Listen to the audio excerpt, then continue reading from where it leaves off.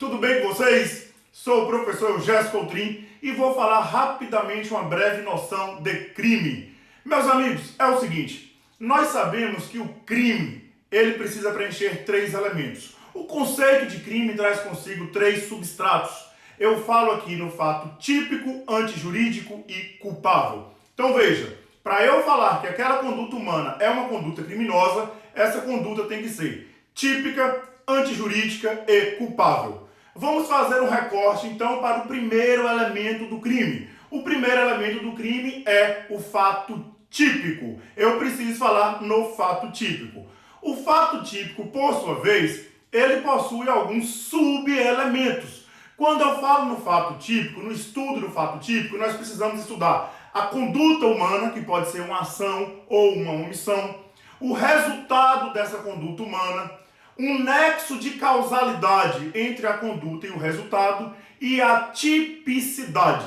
Então veja que a tipicidade é um dos elementos do fato típico. O fato típico possui 4 elementos: conduta, resultado, nexo e tipicidade. Se eu tirar qualquer um desses elementos, eu não tenho crime. Obviamente, para eu falar em crime, eu tenho que falar em um fato típico, antijurídico e culpável. Se eu tirar qualquer desses elementos, eu não tenho crime. E eu preciso estudar cada elemento desse. No primeiro, no fato típico, eu tenho que ter uma conduta humana, um resultado, um nexo de causalidade e tipicidade. Se eu tiro qualquer um desses elementos, eu também não tenho crime. Vamos fazer mais um recorte agora para a tipicidade. Já sabemos que a tipicidade é um dos elementos do fato típico, que por sua vez é um dos elementos do crime, do conceito de crime. Minha gente, a tipicidade nós podemos abordá-la de forma material, mas também podemos abordá-la de modo formal. O que seria a tipicidade formal? A tipicidade formal é a mera adequação do fato à norma. Ou seja, eu tenho uma norma jurídica incriminadora, o sujeito pratica o fato, aquele fato se enquadra na norma, se a norma for a norma que traz o crime, eu tenho que o sujeito praticou formalmente um crime. Quer ver um exemplo? Eu vou subtrair um copo, tem um copo aqui. O sujeito subtrai coisa alheia móvel de outro, um copo, redação do artigo 155 do Código Penal, furto. Ele preenche formalmente o tipo penal, porque veja, subtraiu coisa alheia móvel de outrem, eu tenho o preenchimento aí da tipicidade formal. Agora veja vocês que bacana, com o desenvolvimento da doutrina, nós passamos a falar que a tipicidade como elemento do fato típico, ela não se satisfaz apenas no seu aspecto formal. É preciso, além de eu analisar esse aspecto formal, que é a simples adequação do fato cometido pelo sujeito à norma jurídica, é preciso eu ter uma adequação também material. Além da tipicidade formal, eu preciso falar na tipicidade material. E o que seria essa tipicidade material? A tipicidade material é a violação, é a efetiva lesão ao bem jurídico tutelado.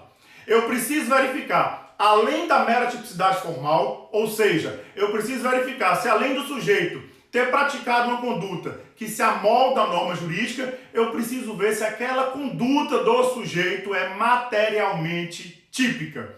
Tranquilo? Eu estou falando aqui que eu preciso verificar se a conduta lesou o bem jurídico.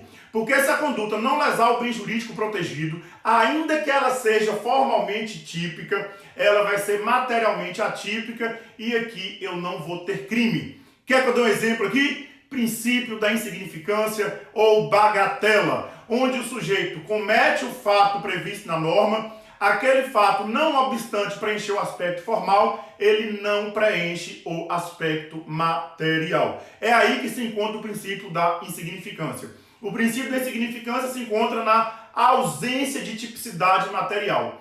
Não obstante eu ter tipicidade formal, a conduta do sujeito, ela não fere o bem jurídico protegido. Agora veja, para a gente terminar essa breve explanação, o STJ traz alguns requisitos para a aplicação do princípio da insignificância.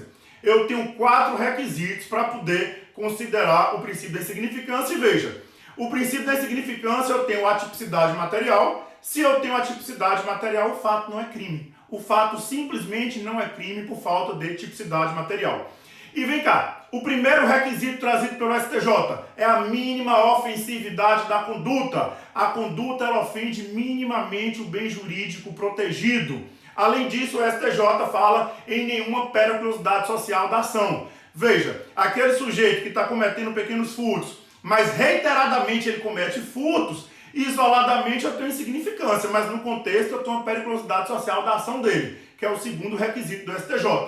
O terceiro requisito, reduzidíssimo grau de reprovabilidade do comportamento. E além do reduzidíssimo grau de reprovabilidade do comportamento criminoso do sujeito, eu tenho a inexpressividade de lesão provocada. A lesão jurídica provocada deve ser inexpressiva.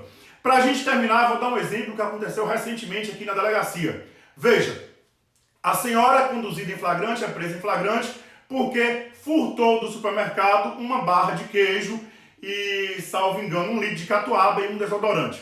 Foi esse o furto dela. Chegou presa em flagrante.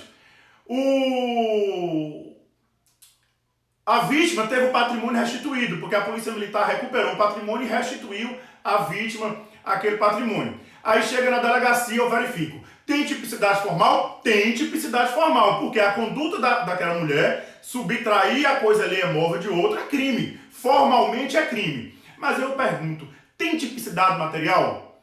A conduta dessa mulher que subtraiu uma barra de queijo, 1 litro de catuaba e depois ainda foi devolvido, tem tipicidade material? Aí vocês devem perguntar, violou o bem jurídico protegido? Qual é o bem jurídico protegido no furto? O bem jurídico protegido no furto é o patrimônio. O furto é um crime contra o patrimônio. O patrimônio de um supermercado foi violado nesse furto de uma barra de queijo e 1 litro de catuaba? Obviamente não. Então aqui eu tenho uma insignificância, uma bagatela por falta de tipicidade material. Mas cuidado com esses 4 requisitos do STJ que eu vou repetir para vocês. Mínima ofensividade da conduta, nenhuma periculosidade da ação, reduzidíssimo grau de reprovabilidade do comportamento do sujeito e inexpressividade de lesão jurídica provocada. Tranquilo, minha gente? Valeu, grande abraço, tamo junto sempre!